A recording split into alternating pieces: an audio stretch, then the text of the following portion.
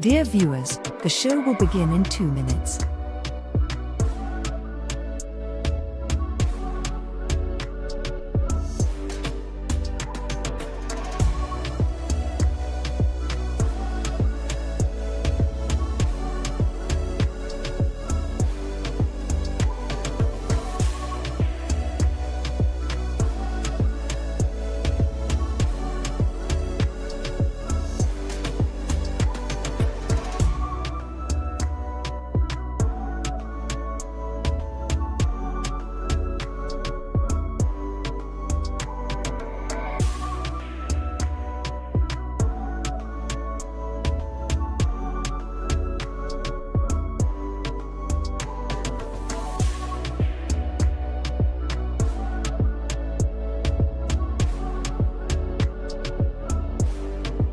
The show will begin in 1 minute.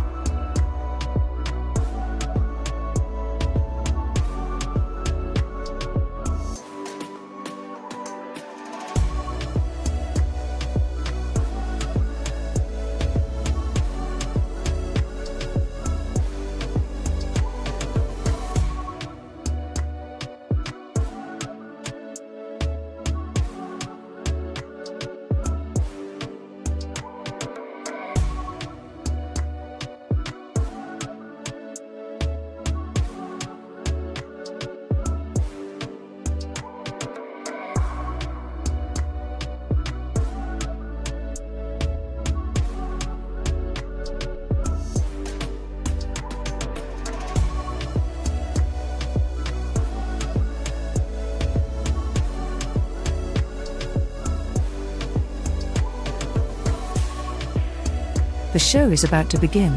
Grab a drink, a snack, and please sit back, relax, and enjoy this show. Please like and leave a comment, and share this video.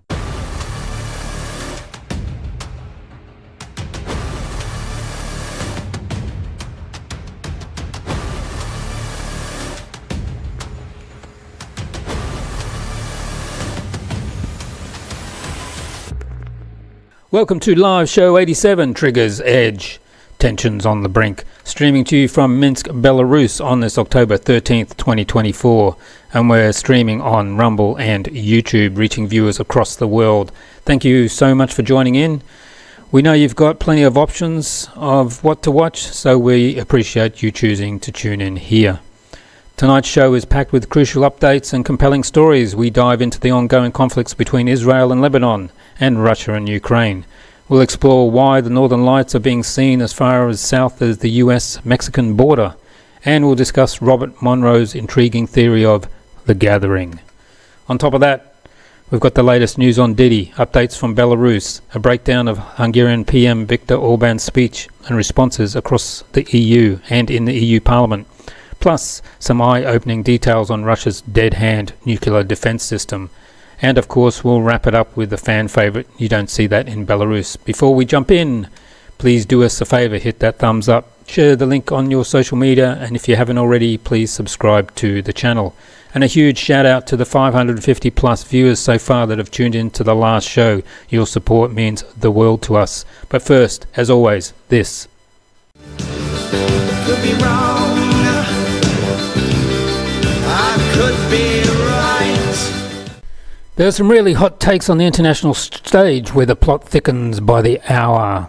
Let's talk about the political theatre. If you thought political divide in the US was meant to be different scripts, think again. Both Donald Trump and Kamala Harris, despite their fierce rivalry, seem to be reading from the same pro-war teleprompter when it comes to Iran and Israel. Now, isn't that something? Two people who are poles apart on almost every issue, but when it comes to Iran and Israel, suddenly they're singing the same unison. Now, what about NATO's next move? After a less than stellar performance in Eastern Europe, NATO might be looking for a win, or at least a distraction. And guess who lucky contestant is this time? Yep, you guessed it, Iran. This isn't just about geopolitics, this is about redirecting the narrative, trying to steer attention away from the bruised ego after a showdown with Russia didn't exactly go as planned. And here's the kicker, Trump, the guy who promised to be the disruptor, and Harris, the voice of current administration, are both beating the war drums in sync. But let's not get lost in the noise. This isn't about defending democracy, it's about maintaining influence. And let's be honest, it's about playing geopolitical chess, where national security might not be the main piece on the board. Now let's zoom out for a global perspective. The world's watching and not everyone's buying the narrative being sold. Moreover, movements like BRICS are gaining momentum, and this might pivot to Iran. It could be seen as the last gambit of an old empire trying to desperately to stay relevant. But here's the irony. This move might just speed up the very decline they're trying to prevent. We're talking about a changing world order. While these superpowers play their games and the global landscape is shifting, this escalation with Iran might be the misstep that accelerates the fall of the old guard, pushing us towards a new multipolar reality, where the West no longer calls the shots.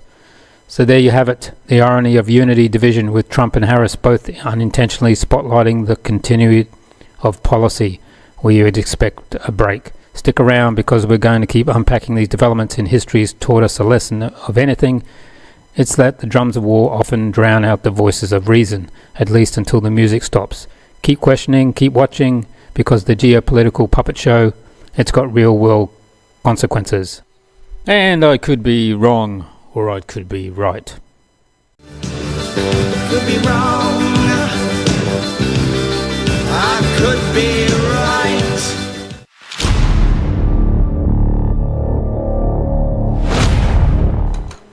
This spectacular display of the Northern Lights is a natural phenomenon, and I first want to extend my apology to anyone on X, formerly Twitter, and Telegram, who I might have offended by dismissing their views on the man-made origins of the recent atmospheric phenomena. It's clear now that extraordinary viewing of the Northern Lights, or the Aurora Borealis, far beyond their usual haunts, isn't a product of human technology like HAARP, but rather a spectacular show of nature's own doing. So, what's the understanding of this aurora surge? Is an increased visibility of the Northern Lights as far south as New York, down to the Mexican border, across to London and southern parts of Europe, can be attributed to the significant changes in the Earth's magnetic field. Let's have a look at some of those now. This is Florida, New York, just slightly north of London, Texas, and the Mexican border. And these are more of London.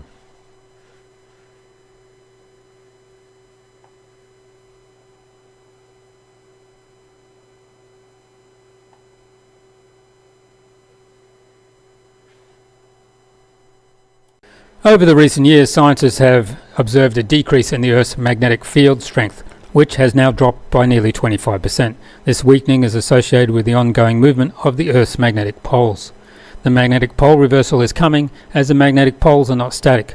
They migrate, and every so often they reverse. Geological records indicate that our planet undergoes this magnetic pole reversal roughly every 6,000 years, a cycle that is both fascinating and somewhat alarming. We are currently witnessing a phase where the poles are moving towards each other, predicted to flip in the late 2030s. This process does seem to cause mass extinctions, as it influences the planet's magnetic shielding and lets more radiation enter the atmosphere. The solar flare concern, as with the Earth's magnetic field weakening, is our planet has become more vulnerable to solar flares and coronal mass ejections, CMEs. Historically, a significant solar event like the Carrington event of 1859 would, under today's conditions of reduced magnetic protection, have catastrophic events and effects. But as the magnetic field drops, it will not take a Carrington event flare to do the damage. It will be one a lot less powerful. If such an event were to occur, it would indeed knock out power grids, disable electronics, and thrust our technological dependent society back to pre-industrial age. The disruption of transportation, the essentially returning to horse travel as modern vehicles and fuel distribution systems fail. As for illumination, there would be the need for candles again, as they would replace electric lights. For heating and cooking, wood fires would become the norm again. The water supplying cities, without electricity, all water pumps would fail, leading to manual water retrieval.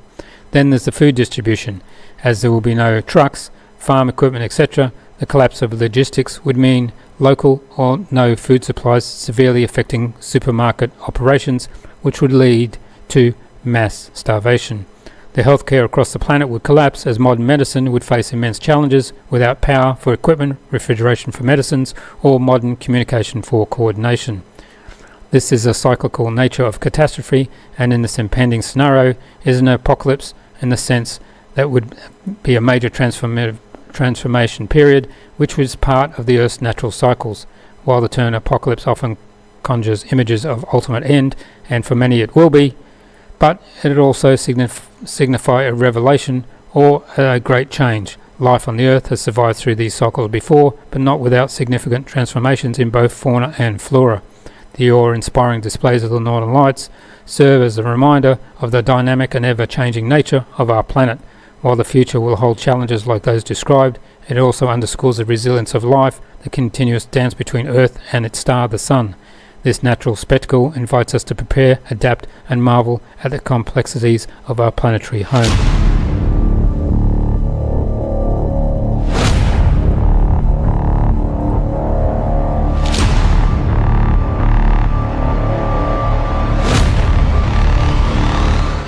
Okay, thank you, my friend, for joining me tonight. I appreciate you taking this time to join me on your Sunday evening from China. And for those who do not know, this is Alex White. He has some huge channels on YouTube covering China and geopolitics.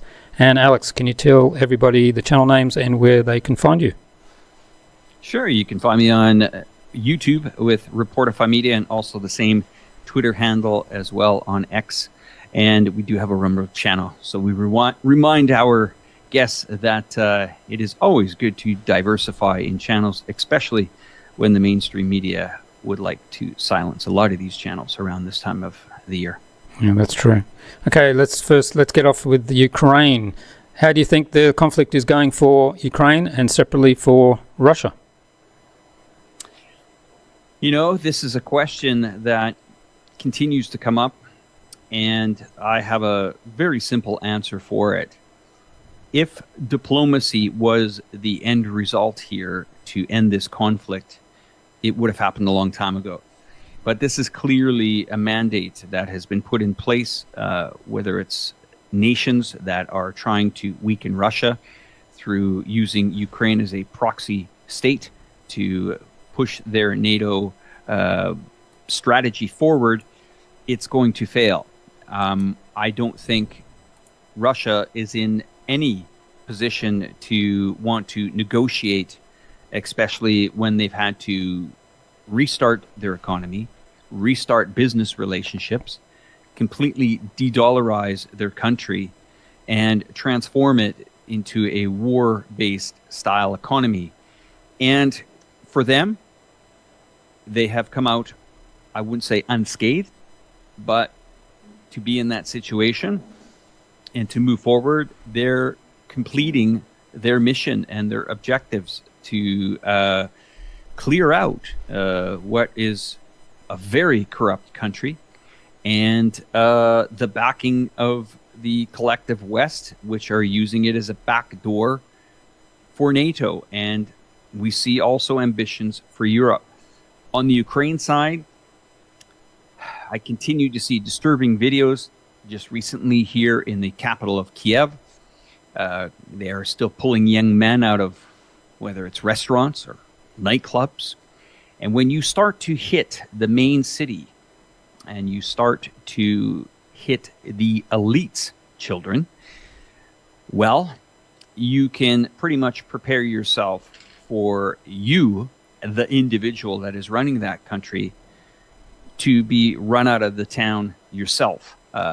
And I think that is the jeopardy here. They are trying everything they can to put on a brave face to see how these elections go in the United States, but they clearly know that if it is a Trump presidency, it's game over for them. It's reduced territory or possibly even their country in total. If it's Kamala Harris, it's much of the same, bloodshed and, just a tragic ending for the country. Okay. Yes, agree with that. I don't know if you know this. President Lukashenko said that crossing the Belarus border is a red line. and this will result in nukes obviously being used. There are reports Ukraine has convinced Poland to open up a second front by attacking Belarus, and everything suggests that Kiev has convinced the Polish authorities to open that second front against Russia. And Warsaw is in the planning stage to implement this.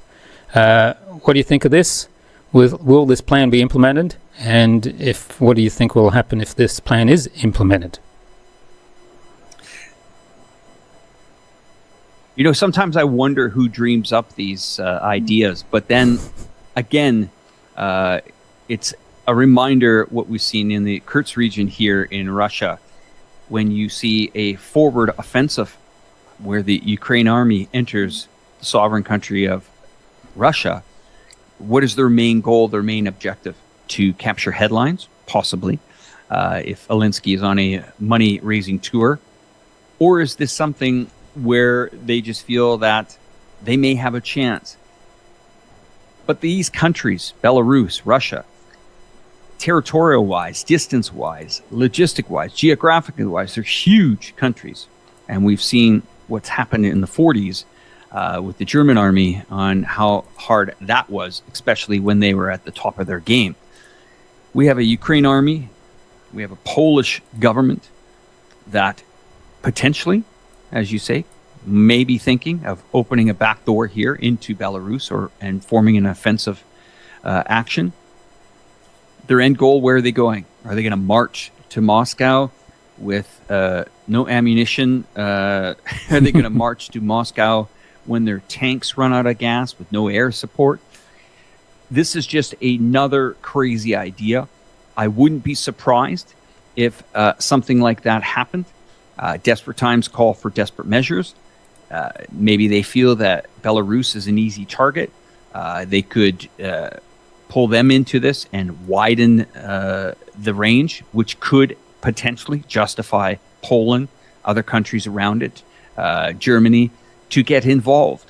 I hope that's not their idea, because if it is, it's going to be welcomed with a very, very serious response. And Belarus and Russia are definitely waiting for something like this to happen. It'd be very foolish. Yeah. On the flip side, do you think the Western NATO seems to have started to come to the conclusion or the realization it's almost over in Ukraine and they've lost, and to hide that embarrassment, the shift is to the boogeyman in Iran is underway, and to get people to forget about Ukraine and focus, somewhere else, like, oh, something shiny over here? It's a very good question. I always ask myself, when is America, when is NATO, when are these countries going to run out of countries to invade? We've seen the track record of the United States over the last century. It's pretty impressive when it comes to regime change and invading countries, a lot unjustifiably. If we fast forward, yeah, I see an end to this. I see NATO walking away very wounded. And also the military-industrial complex should be starting their sales shows very soon here, because a lot of these countries have been demilitarized. And I would even go as far as saying denatoized, because their ability to combat or support Ukraine right now has failed. Every time they bring in new equipment, boom, it's gone. They bring it in again, it's gone. By rail, by road, by train, whatever, you name it.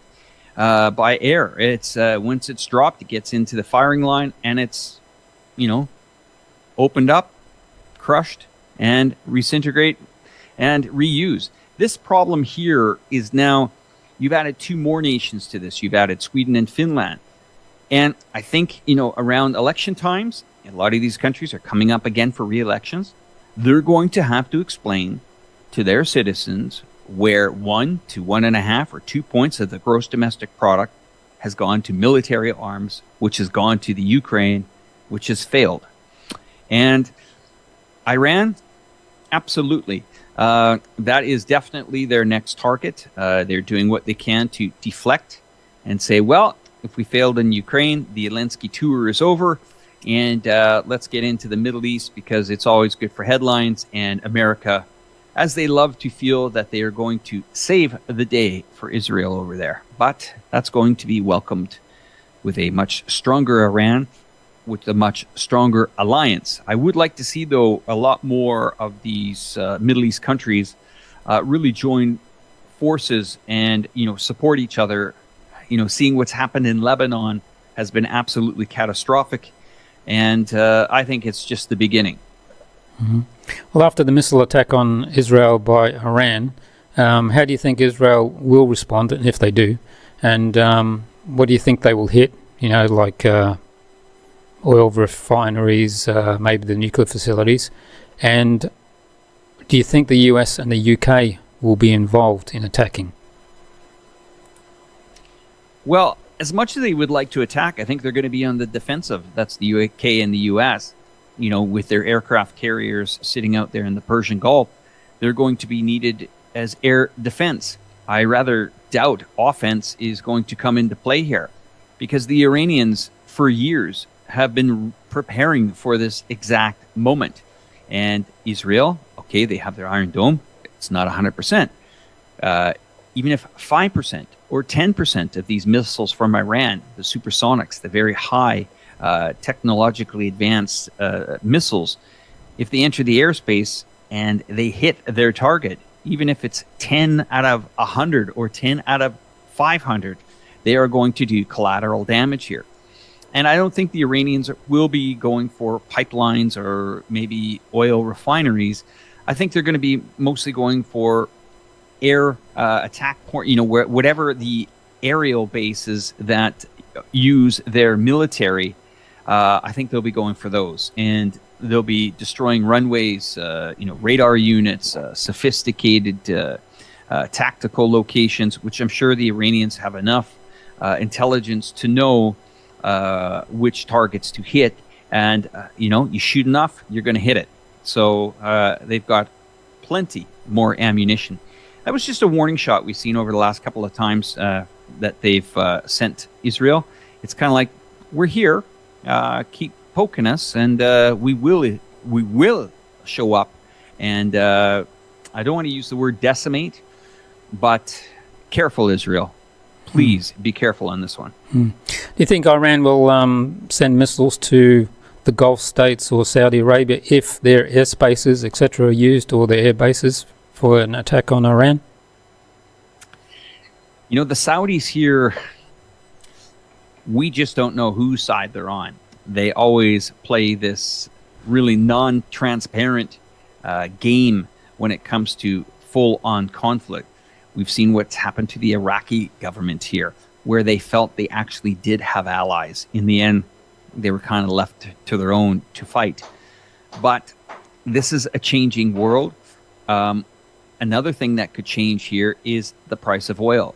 Now, we might feel that destroying or hitting targets in Israel will, cause damage, but Israel is not, a major player when it comes to oil as Iran or whatever. And these targets, if they're hit in Iran, these oil refineries are hit in Iran, not just refineries, but, producers. This is going to spike the barrel of oil around the world. This is going to cause chaos on the financial markets. And once that chaos settles in, then everybody's involved. And we haven't seen this for such a long time here. We haven't seen this since, the last conflicts that were happening. And I'm not talking about Syria, but I'm talking about the second war that happened in, Iraq. This is a different world 20 to 30 years later, and these barrels of oil could really change the landscape. Unless Israel's got a massive stockpile of food, a massive stockpile of logistics, massive stockpile of, barrels of oil, they're vulnerable. And as we say, sitting ducks, they should just pipe it down a little bit here before things really get out of hand. Yeah, I already hear Israel's economy is already devastated from all, calling everybody up out of businesses, and there's bankruptcies and all sorts of things going on. Yeah. Okay, let's leave that. China, where you live. Yep. Can you give your views, say a quick highlighted run overall, what it's like living there? And because we see all negative reports in the West, and we've all now come to understand that you can't trust anything the Western media says anymore.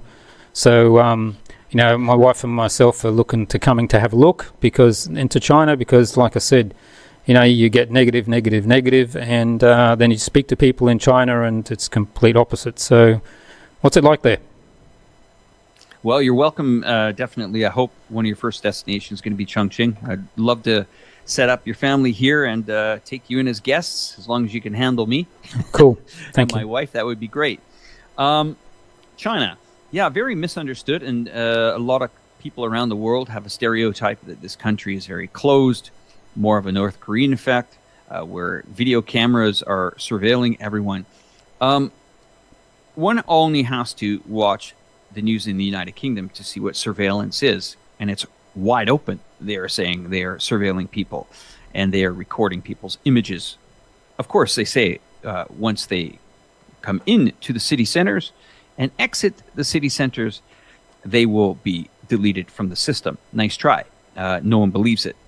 When it comes to China, as a Canadian here, let's see. What are my restrictions? Well, it's got a good tax-based system here. The infrastructure is second to none, probably one of the best, or if the best in the world. This country is not looking to decimate or put you as an individual in debt.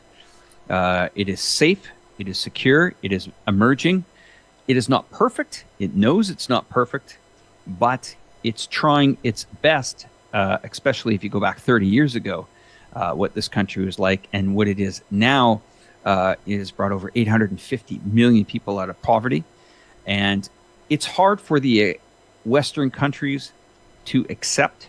It's hard for them to actually believe what's going on until they come here.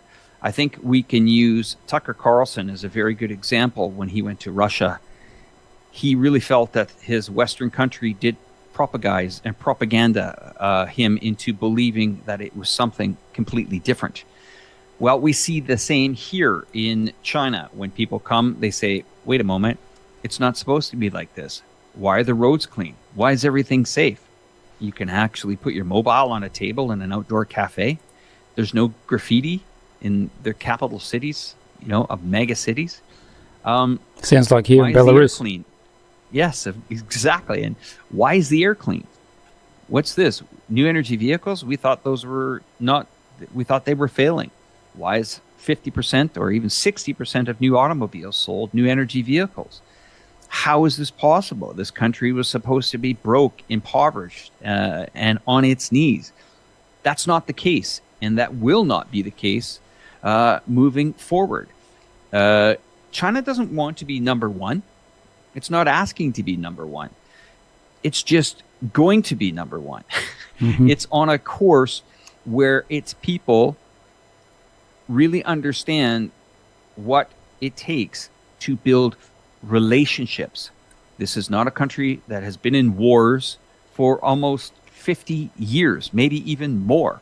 Since the 70s, it hasn't been in a major conflict. It's a country that is building relationships with over 154 countries on its Belt Road Initiative. Of course, the Western media will say that that is to impoverish other nations outside of China, to debt trap them. Well, how is the investment from the Brits and the French in Africa going, guys? Well, you never showed up. So the big boys came to town. They decided to finance infrastructure. And some of that debt has been forgiven to some of these nations that joined forces in the Belt and Road Initiative.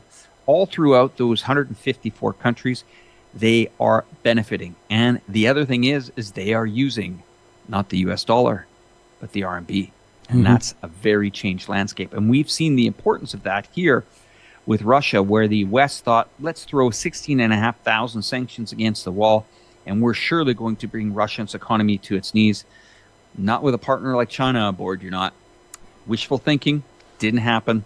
Next country, here we go to Iran. So China, in a nutshell, you got to see it to believe it. And when you're here, you got to love it or you got to leave it. It's one of the two. And it really, truly is something magical to visit. And it gives you a completely different outlook. It actually gives a person hope that the world can actually make changes. And it's not what we see in the headlines, that's for sure. And you're speaking about EVs in Minsk. I saw the other day there's 16,000 EVs registered just in the city now, and most of them are Chinese. And as you know, Belarus has got a huge partnership with China. You know, they've got a factory or a what do you call it, a business park outside Minsk. You know, all the Chinese businesses are there. Geely or Geely, how do you pronounce that? Geely, yeah. Geely, yeah. I know. Yeah, they've got a factory here, and they've just produced that EV, that new EV that they've got in China here. And yeah, there's lots of things, and a lot of the signs here, like on the subway and that, are in Chinese as well. And same at the airport, you come in, it's English, obviously Russian and Chinese. So massive. And speaking of the EVs, I saw Elon Musk yesterday announcing his automated bus. I don't know if you saw that, electric and all that. But then yesterday afternoon, I saw China's already got them. So yeah, we've had them in Chongqing for years now. Wuhan also has driverless taxis. Yeah, Elon knows what's going on.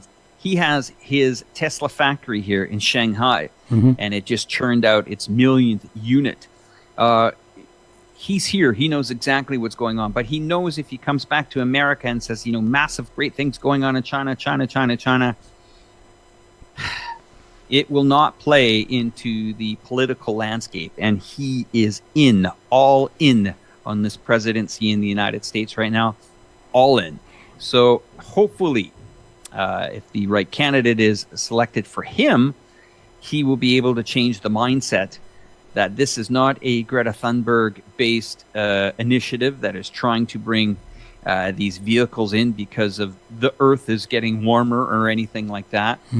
It is strictly economical, and it's not going away. And when we see people benefit in their pocketbook, when we see the air benefit as well, that's a bonus, of course, not the only objective. When we see jobs, and we have seen technology and a completely different way of driving, also a much safer way. I'm not talking about people that feel that combustible batteries, explode. This does happen worldwide, as well as petrol-fueled cars do blow up too. But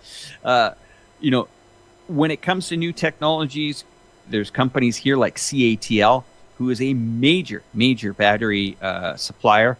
They're a neutral company that is not trying to favor any company like BYD or Geely or Tesla or even Ford, Volkswagen, that these other manufacturers are using their technology.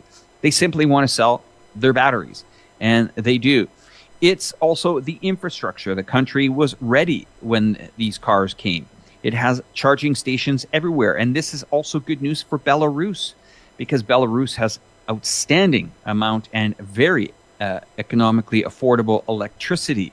So for Belarus to bring in these automobiles, for Belarus to have the charging plants, for Belarus to bring them in without tariffs, because they're not worried about keeping the lobbyists happy at General Motors or Ford.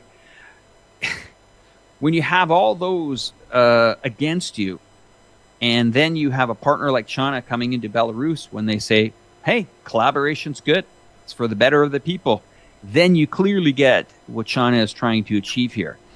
And, this market is open for everyone. Let's look at Boeing for an example here.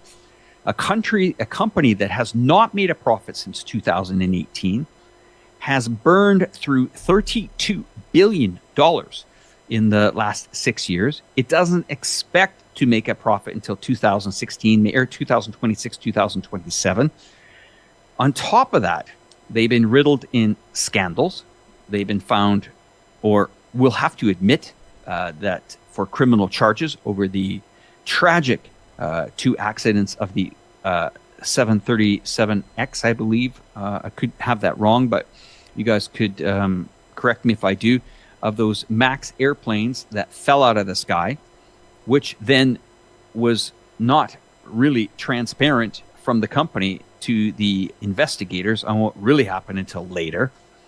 Then you have 17,000 people being laid off from the company, but the company feels that it is too big to fail because it has a duopoly with Airbus until the C919 from China, commercial airliner, started to fly the skies here domestically here in China. They may laugh at that, but I don't think they're laughing in their automotive industry anymore, where China sat back, watched, learned, experienced, watched the mistakes, and capitalized. And if you don't think that's happening to the aviation industry, it's coming to an airport near you. But first of all, they're going to satisfy the appetite of 700 cities in China and 1.5 billion people. Instead of waiting for their orders that have been delayed from Boeing, they're going to move on, innovate, and move forward. That's what China does.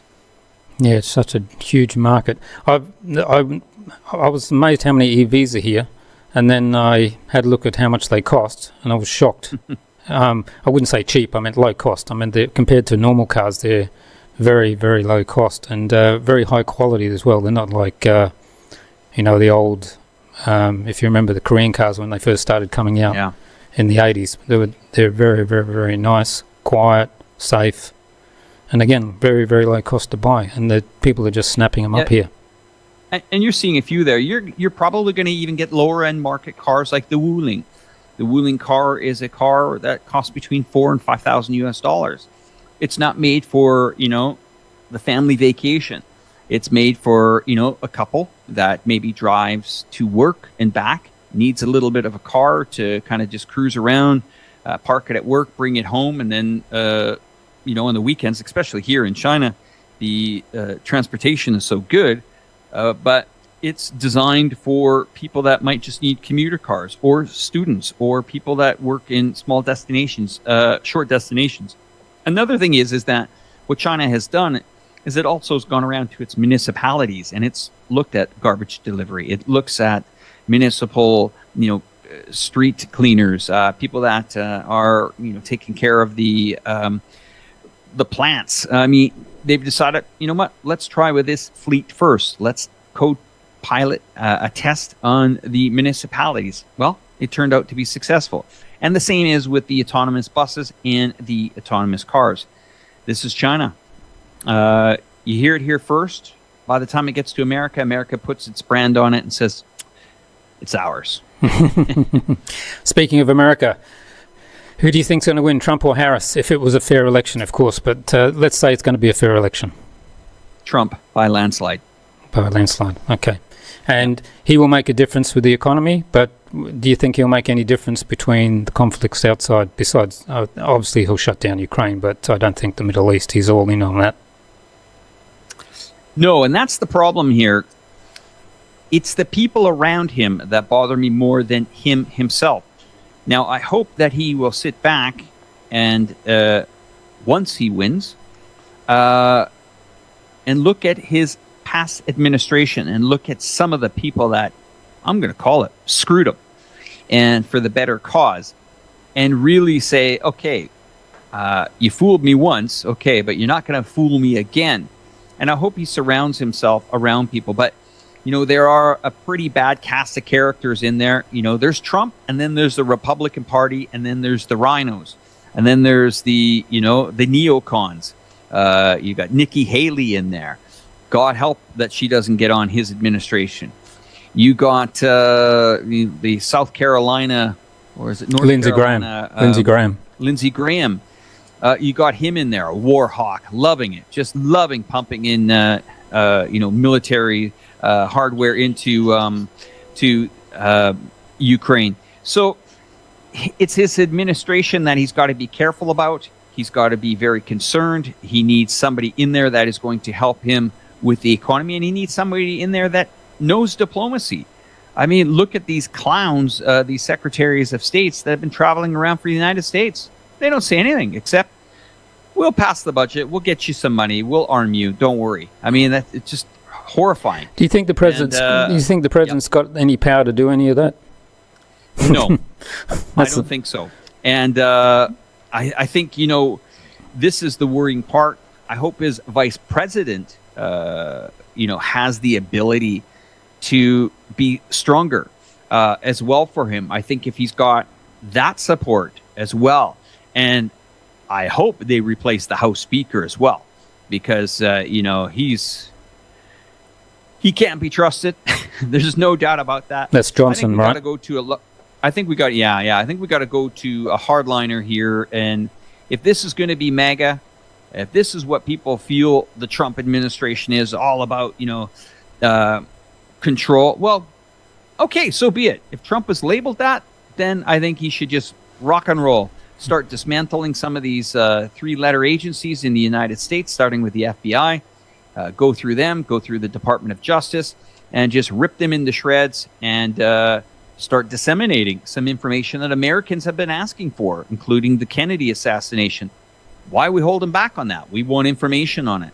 So I think if he gets everything in line here, good vice president that's fighting hard for him, he surrounds himself with a good Secretary of State, as well as a good House leader, and of course some support in these agencies that really want to fight crime, really want to stop border, you know, have some border patrol in there. But you know, this again, you need a good Secretary of State, somebody that knows diplomacy. He's good at diplomacy, but he's always fighting the House and the Senate. I do wish him well, but this is the problem of America. It may not get fixed, and its borders will always continue to have issues, because when you destabilize the nations around the world, when you arm other nations to destabilize nations, or you regime change, these people are coming knocking on your border's door saying, well, you disintegrated our country, you owe us. And that's why they're there. They're not necessarily coming to these borders saying, yeah, I want the American dream, let me in. Sure, of course, there's lots of people. That's happening in China right now. But China has proper border patrols, and China is not, you know, smashing every neighboring country in Southeast Asia into smithereens. If that did, yeah, they would have a border issue. But this is a country that invests, has great diplomatic ties with over 154 nations on the Belt Road. Would you want to screw a partner like China, the second largest economy in the world with 1.5 billion people? Would you want to try to destabilize this nation and cut off your country economically? No one is that crazy. And I hope America, whose number one trading partner to China is, I hope they come and fix the problems and not only make their country great, but make the world economy great. And we can move forward from all this bloodshed. Yeah, I'm hoping Australia also does something with China instead of looking at it as an enemy. You know, like they're arming themselves to keep their sea lanes open to their major partners, which is China, against China, which is like, what? How stupid is that? Yeah, we just did a big thing on one of their submarines, the SSN submarines, that were being the nuclear subs, 5 subs that were ordered into the multi-billions of dollars to protect what? A lane that is the trading partner. Yeah. Crazy. Yeah, it is. I don't know. It is. WEF, World Economic Forum. I just saw a video. Klaus Schwab recently stated in this interview that the world will no longer be governed, this is what he's saying, by traditional superpowers like the USA, Russia, China, but instead by stakeholders like BlackRock, Bill Gates, and AI-driven systems. So how do you think this shift is playing out, and do you think this marks the end of a nation-state dominance? And what would the potential consequences be for global governance when corporations and AI hold more influence than governments? And will it actually happen, or is he just blowing steam out? You know, there is some truth to that statement. When you see these companies so invested and own a major part of the S&P 500 companies as shareholders, as major shareholders, they do have the ability to also change the minds of the media. BlackRock is invested in major media companies around the world. BlackRock is invested, and of course, other hedge funds are invested in military-industrial complex companies. So they have that ability to sway voters, to sway people's thoughts of their governing bodies. There is some truth to that. Now, there are other nations that are much smarter than that. If you're going to knock on Russia's door and your Visa and MasterCard and Discovery card and your banking systems, and you think these U.S. sanctions and your group of buddies on Wall Street are going to bring the Russian economy down, well, you just were taught a lesson that get out, stay out, we don't need you, because we'll de-dollarize and we'll rebuild our economy with another player. Let's see them bring that change to China's turf, where they feel that they are so clever that they may be able to sway voters here in this country. Not going to happen. So I see a divided globe happening. I see collective West countries that may actually fall in line with America, fall in line with their European partners. And then I see Russia, China, and the rest of the world. And I think this could be potentially continents calling the shots rather than countries. And over here in Asia, there's a reason why I'm living here. And I'm free from all the wokeness that is going on in the world. I seem to be very safe in a city that is one of the largest in the world. Chongqing has over 32 million people. And when I walk out these doors every day, it's prosperity in a country with its people that have the vision to move forward. Very different from the Canada I left even in the late 90s and the Canada I don't even recognize anymore. Okay. Okay, again, thanks for being on the show. That's the end of that. I really appreciate it, and I really do. And again, for the second time you came on. And lastly, just in case, where can people get hold of you? Reporterfy Media here on Rumble, as well as YouTube and the Twitter handle. And I, once again, thank you for having me talk to your viewers. I appreciate your time. Thanks again. Okay, thank you very much. Bye-bye. Bye-bye.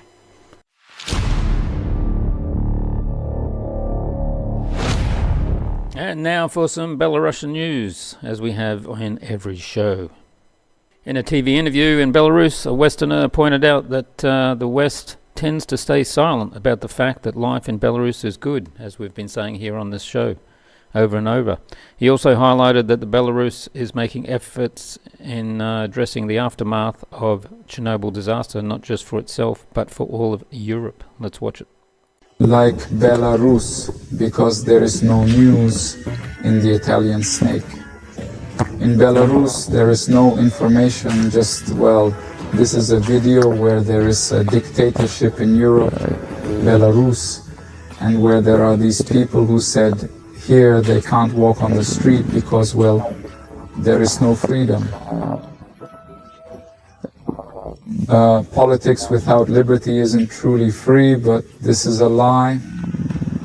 Therefore, I think providing info to Belarus could be interesting, and I'd also like to work there.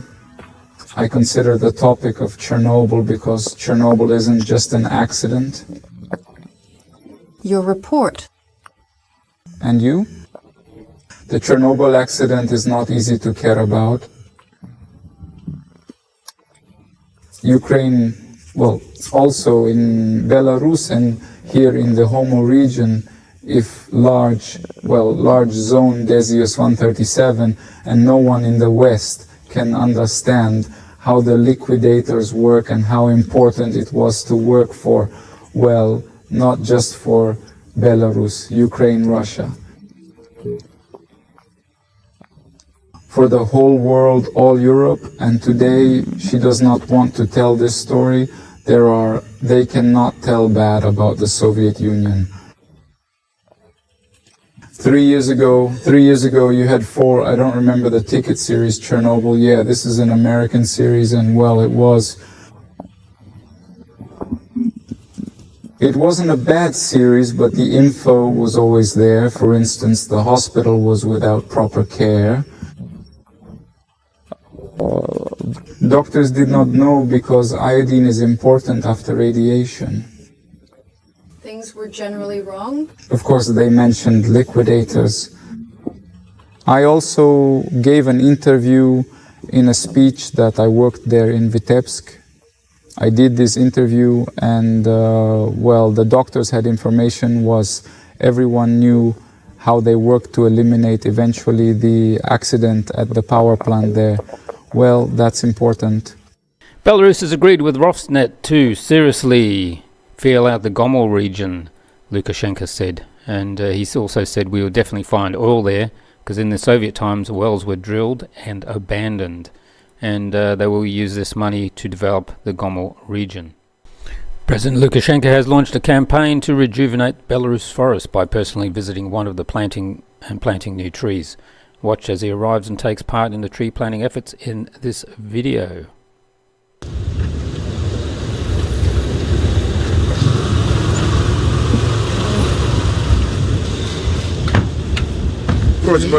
Sign for the instructions and let's get started. Landing, Comrade President.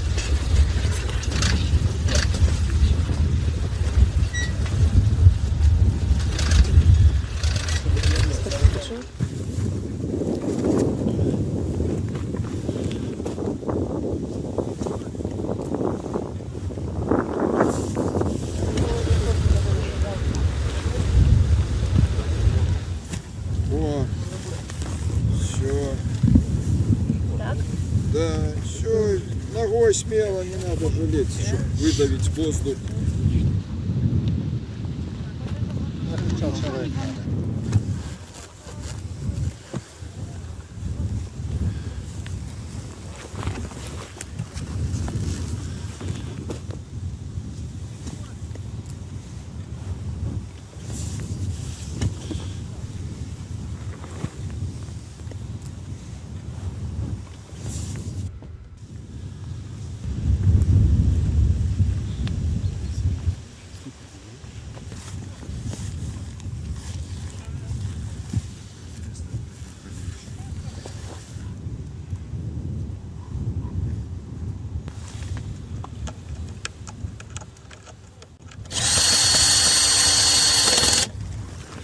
Applause.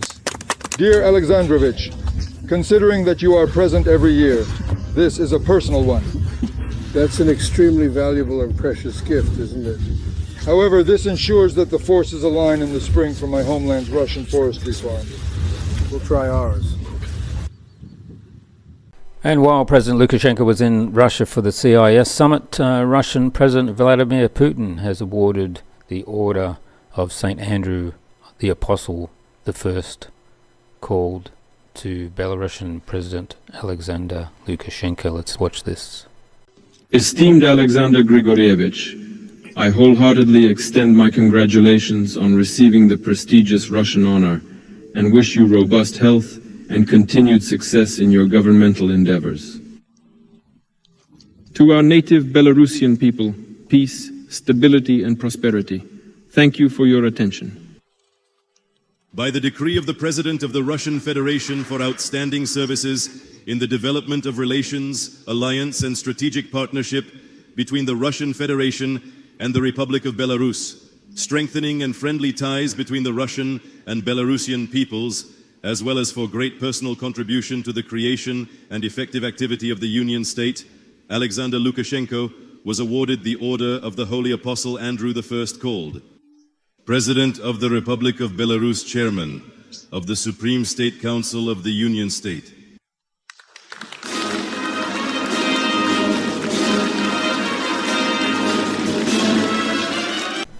So for something different, let's check out the latest fresh produce prices in Belarus. Perfect for comparing what's available in the West, from tropical fruits like fajira and dragon fruit to everyday essentials like potatoes and tomatoes. Here's a snapshot of what you can expect to pay in local markets here, and see how Belarus stacks up to your hometown prices. And just a reminder, 1 Belarusian ruble is equal to 30 cents US or 23 pence in the UK. So this fajira is 14 to 50 rubles per kilo, as you can see. Pomegranates are 10 to 35 rubles a kilo. Tangerines and 10 rubles per kilo. Oranges are 4.9 to 25 rubles per kilo. Of course, grapefruits are currently 15 rubles per kilo. Chamomile 5 to 7 rubles per kilo. Dragon fruit 30 rubles per kilo. Grapes here on the screen, they're 5 to 40 rubles per kilo. They look nice, those raspberries. And cucumbers are 4.5 to 15 rubles per kilo. Tomatoes 2.5 to 15 rubles per kilo, and that's red, yellow, and zebra, which is an orange, purple, and black. Radishes are 3 rubles per kilo or bundle. Strawberries look nice. Basil is 1.5 rubles a bundle. Potatoes are 1.4 rubles per kilo. The tomatoes there. And beets are washed 1 to 5 rubles per kilo.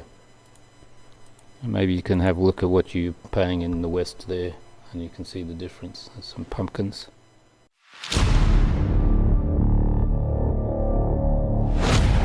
Despite heavy sanctions imposed on Russia, the country has continued to rake in significant profits from its fossil fuel exports, 742 billion euros since the start of the special military operation, according to Forbes.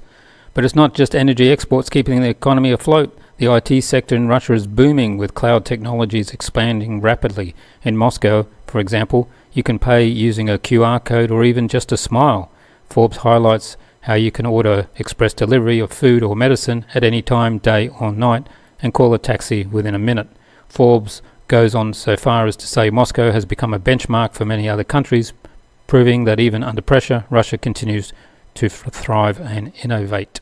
In just 2 weeks, history may be made in Kazan, Russia. The up-and-coming 16th BRICS summit, chaired by President Vladimir Putin, is expected to officially form what's being called the global majority. This summit aims to restructure BRICS into a truly functional global organization capable of addressing major political, economic and civilization issues. And it won't stop there. Many countries are expected to join as partner nations, expanding BRICS' influence. By the end of October 2024, the world could see the creation of a powerful second global organization, one that represents more than half of the world's population and gross product measured by purchasing power parity. With the UN's decreasing ability to resolve global conflicts, this updated BRICS could very well become the backbone of a new world order, a post-UN model that more nations may want to join in the coming years. Even the UN Secretary General is set to participate in the summit, further underlining the importance of this gathering. Whether or not the UN plays a significant role is one thing clear: Kazan is poised to become the birthplace of a new world majority. This represents a major diplomatic victory over the world's minority of the West, which many argue has driven the planet to its current state of chaos. The world is shifting, and BRICS may be the center of it all. Have you heard about Russia's dead hand? Watch this. USA and UK launch a coordinated missile attack on Russia, destroying all major cities and killing President Putin along with the entire military leadership. Russia has a backup system in place for retaliation, the dead hand. This automated system is designed to respond to such a scenario. Sensors across Russia will collect data on radiation, heat, and seismic activity, confirming a nuclear strike. The system will then await instructions from Moscow's command center. If no response is received, dead hand will assume the leadership has been wiped out. At that point, the system will autonomously launch approximately 4,000 nuclear missiles at the USA and its NATO ally, triggering global devastation. Destruction will be widespread, ensuring that even in death, Russia retaliates. This kind of automated retaliation system ensures that no matter the outcome, the consequences of such an attack would be catastrophic. In the end, the use of nuclear weapons guarantees mutual destruction, a grim reminder of the fragile balance of power.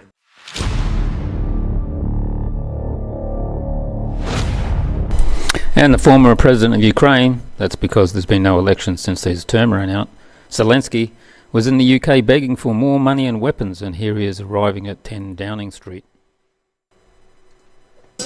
By the Prime Minister, the United Kingdom, of course, one of the biggest supporters of Ukraine, and it's a battle to try to get Russia out of its eastern flank. There you go, the Prime Minister's rolled out the red carpet for him, shaking hands on the doorstep. I'm sure they'll be talking about what sort of military hard. And even Larry the cat at 10 Downing Street doesn't like Zelensky. As you can see, as the door opened and he went in, the cat left.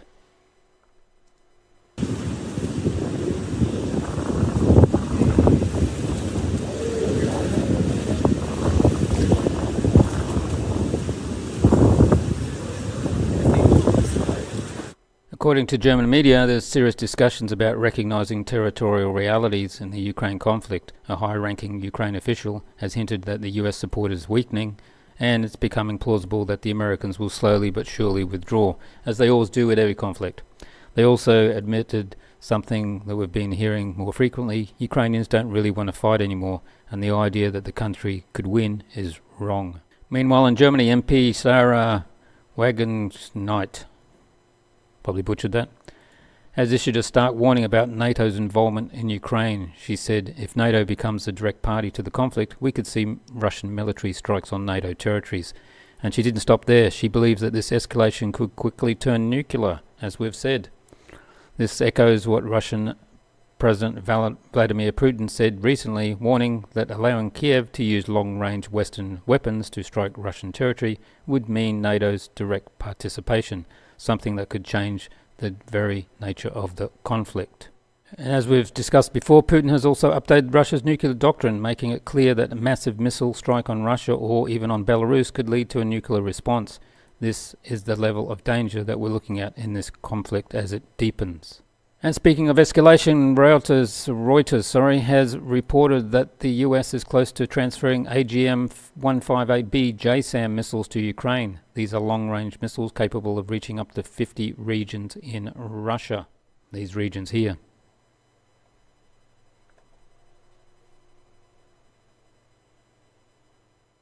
And in the meeting Zelensky had with the UK PM, Keir Starmer, he told Zelensky that Storm Shadow missiles won't win the war, and long-range attacks are still central to Zelensky's strategy. In a recent interview, Boris Johnson compared Zelensky to Winston Churchill, claiming he's managed to unite not only Ukraine but the world during his crisis. Whatever. Johnson paints Zelensky as a modern-day Churchill, but critics are not as kind. They argue that Ukraine's conflict with Russia has been exploited by the West, and Boris Johnson is a vile instigator and provocateur, and that Zelensky is more the pawn than a hero. Some even go as far as predicting that Ukraine will be wiped off the map if this war continues.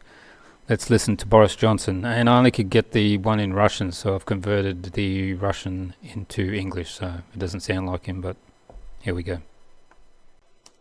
Elena, when one Lyubina can change MTPL 1 year, they are a person once.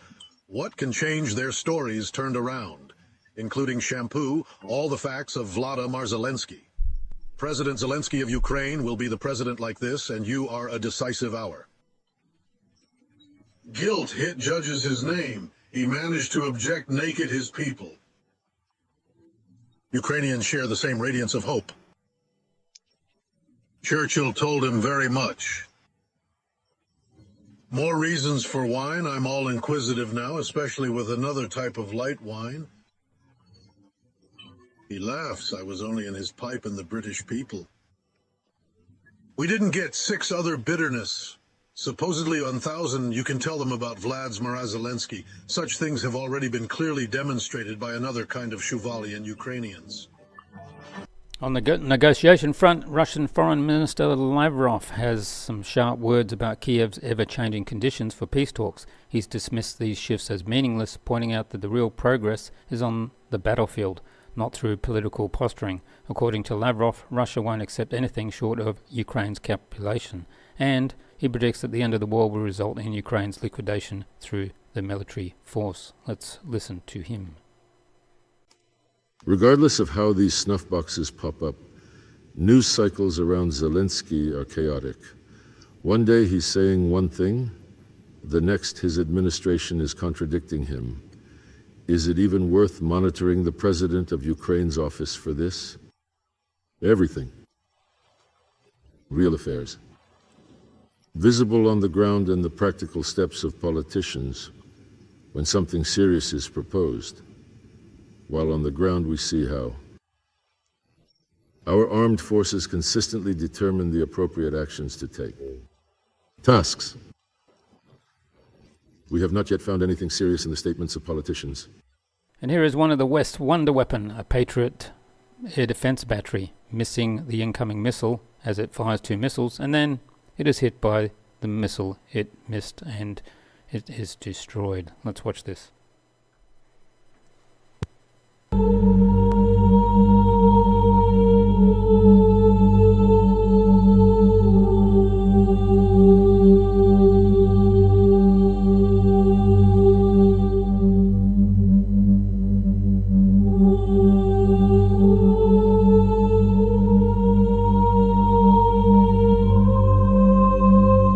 So while Western media might paint a different picture, on the ground Russia believes it's only a matter of time before Ukraine is completely wiped out, and they claim it's exactly what's happening now. And in the EU, the PM of Hungary, Viktor Orban, gave a speech where he said Ukraine is losing the war.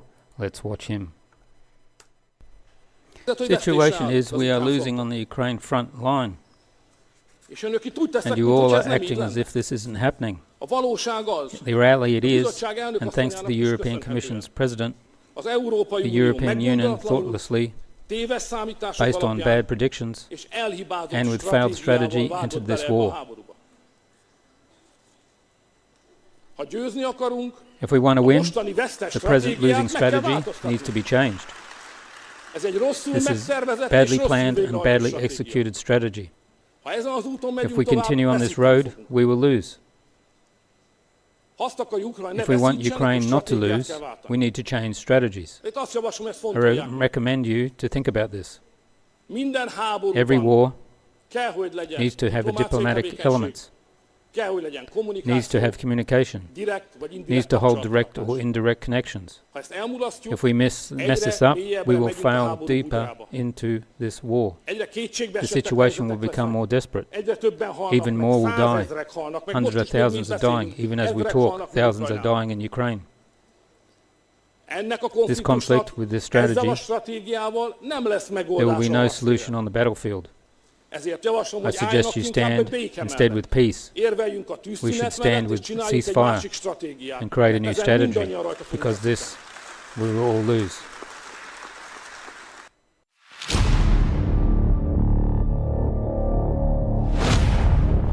Here's the latest on the Lebanon war and the broader Israel-Palestine conflict as the end of October 12, 2024. Fighting continues. Clashes persist along the Lebanese-Israeli border with no significant territorial gains by the IDF, it's reported. The situation remains a standoff with minor skirmishes. There has been airstrikes and retaliation, and the Israeli Air Force has been conducting strikes against targets in southern Lebanon, focusing on populated areas. In response, Hezbollah has launched missile attacks and utilized unmanned aerial vehicles, UAVs, against northern Israel. And despite the intense clashes at the border, they are described as not very intense, with only small-scale advances by the IDF. Infrastructure along the border, including that of Hezbollah and the Lebanese army, is being systematically targeted. UN peacekeepers are under fire, with another incident involving UN peacekeepers being caught in IDF crossfire has been highlighted, drawing international concern.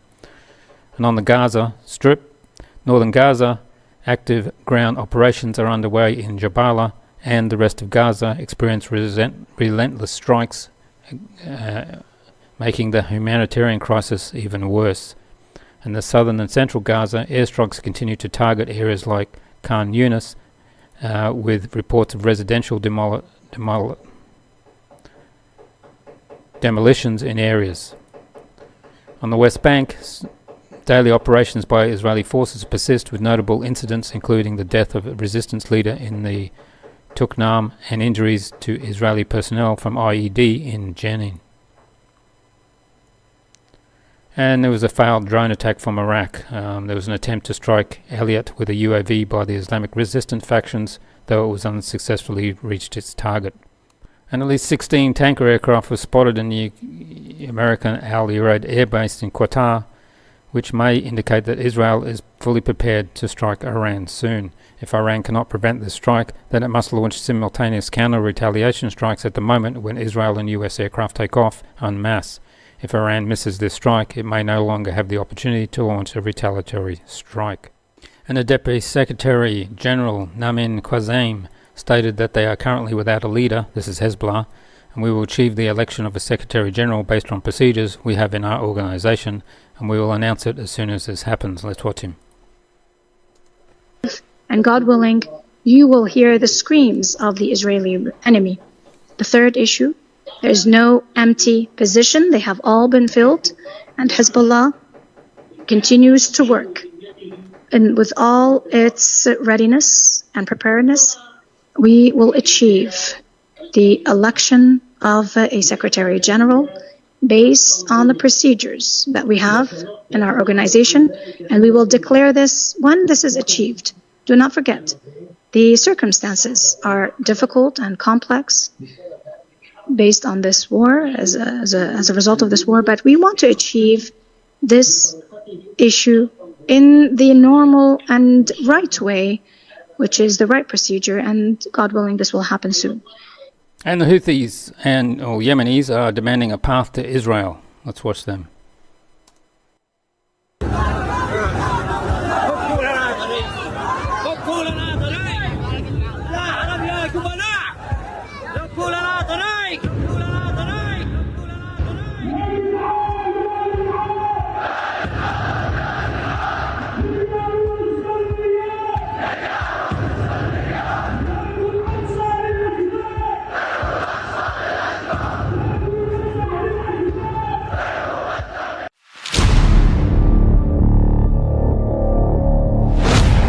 And just a quick Diddy update. His trial has been scheduled for May 2025 on charges of sex trafficking.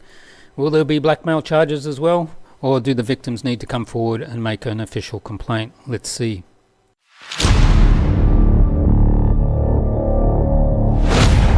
And we're coming down to the end of the show.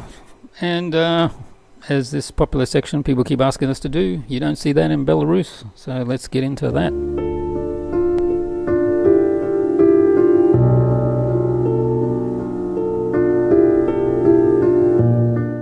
Normally we leave the US until last, but we're going to start with the USA first, so let's start. This is in California. This is a flash mob coming to loot a 7-Eleven.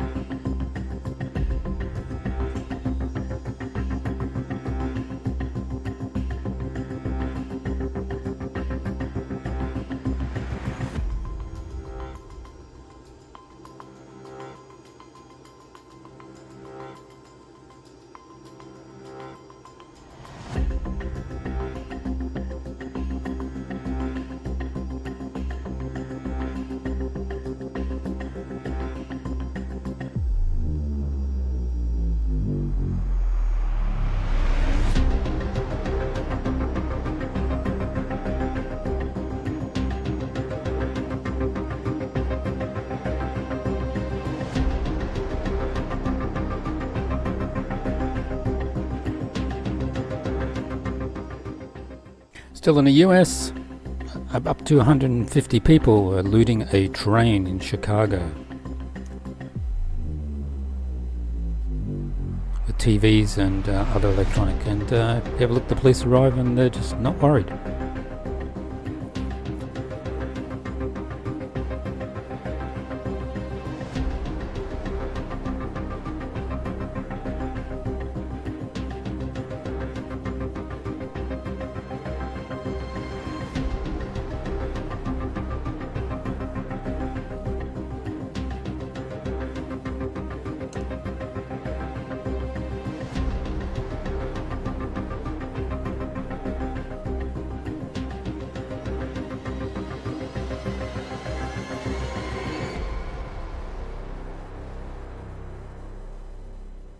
And still in the USA, future engineers and doctors having some fun at the theatre.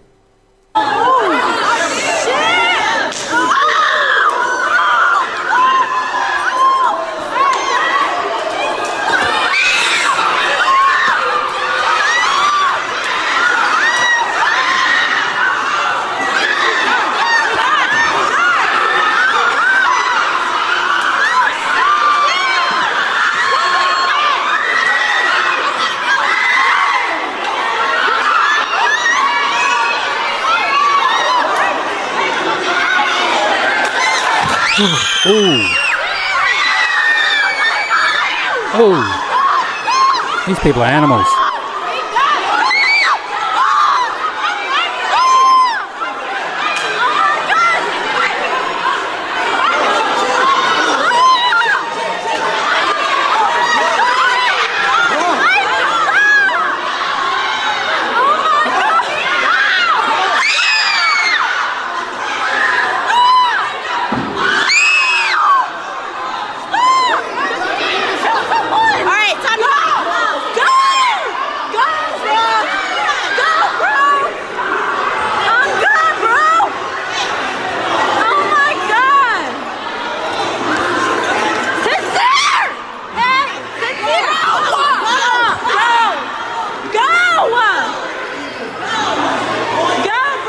Over to Europe and Spain, future doctors and engineers fighting with machetes.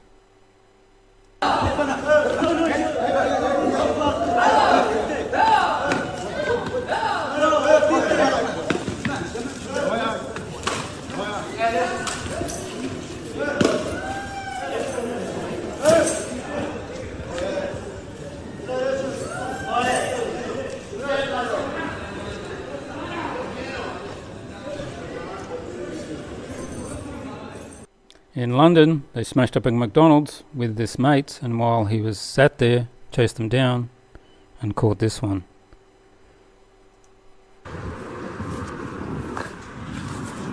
Just confiscated this. Yeah? Offer this younger. Ooh, big knife. What's going on with people? What's your name? Morgan. And you think it's clever to carry things like this around you? No? In Ireland, small villages are turning into ghettos with future engineers and doctors.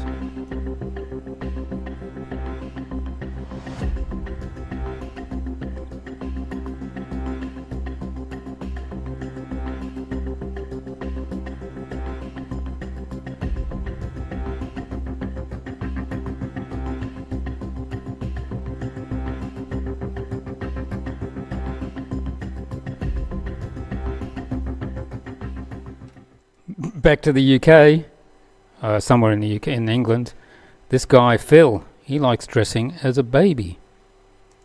Is Phil, and I like to dress as a baby. Sadly, Phil has been forced to keep his lifestyle choices a secret, as he's afraid to tell his closest friends and family. I'm not surprised. One of the hardest things for me is having to hide my lifestyle living as a baby. I don't want it to affect my work. I don't want people to think I'm a weirdo. To me, it's just normal. Is this real? It takes away all the stress of being an adult. I don't have to worry about bills and things like that. I just have to worry about things that children worry about. I colour books, I watch kids' films, play with children's toys. So usually I'd make Phil something fresh, like a blended bacon sandwich. But it's hard when it's like this, so I'm just doing this for now. I actually enjoy running around after Phil. We've never had kids of our own, and we don't plan to. So it's kind of like being a parent, but without the pain of giving birth. And in Germany, there's a new opera with lesbians and blood and sex on stage and all sorts of things. And I can't show you the video because YouTube will take us offline. But if you get a chance, go to our Telegram channel and it's published there.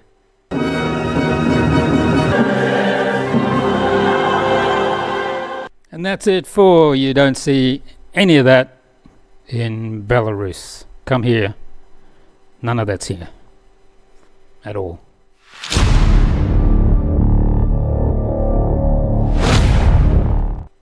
That is the end of live show number 87. Thanks for tuning in. Phil the baby. Still laughing about that. And a big thanks to Alex White again for joining us for the second time on this show. And you can catch him on YouTube and X with the handle Reporterfy. That's REPORTERFY.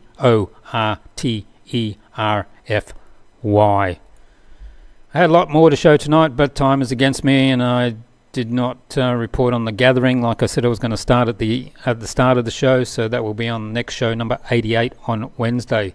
Speaking of Wednesday, we'll also have another guest. This will be a local Belarusian blogger from here in Minsk. If you can hit that thumbs up, it'd be great. Also, please share the video near and wide and on your social media to help this channel grow. Phil the baby, still funny. If you haven't, please subscribe. Hope you liked tonight's live show, and we'll be back on Wednesday, so hope you can come back and see that. Thanks again, and see you on the next show. Goodbye.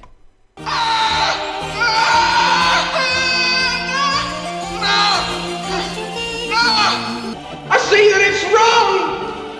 It's wrong because it's like against society!